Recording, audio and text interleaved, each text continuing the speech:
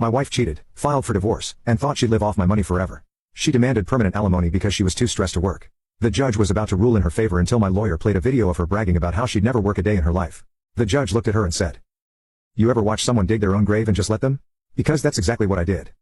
When my wife, Lauren, decided she was going to cheat on me, divorce me, and live off my money for the rest of her life, the best part was she thought she was so damn smart. Lauren was never the type to be subtle. When we first got together, she was sweet, affectionate, and always talking about building a future together. But over time, the little things started to change. The late nights at the gym, the sudden obsession with her phone, the way she started talking about her new work friend, Ryan, like he was the funniest guy on the planet. I wasn't dumb.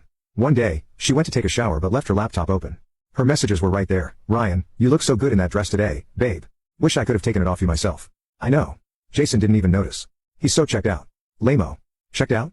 I worked 60-hour weeks to make sure she never had to lift a damn finger. I put her through college, I paid for everything, and the second she got bored, she was out screwing some guy from her office.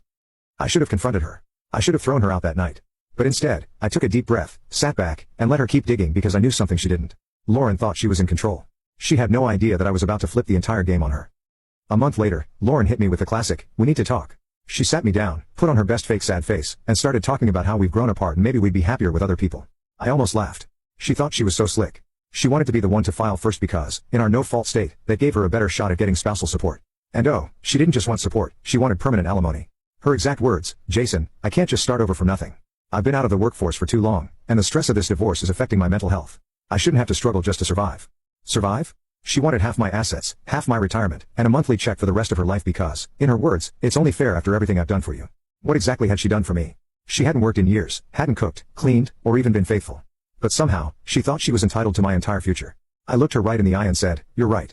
Let's do this amicably." And that was the moment I knew she thought she had won. From the second Lauren filed, I knew the only way to destroy her was to let her think she was winning. If I got angry, if I fought too soon, she'd play the victim.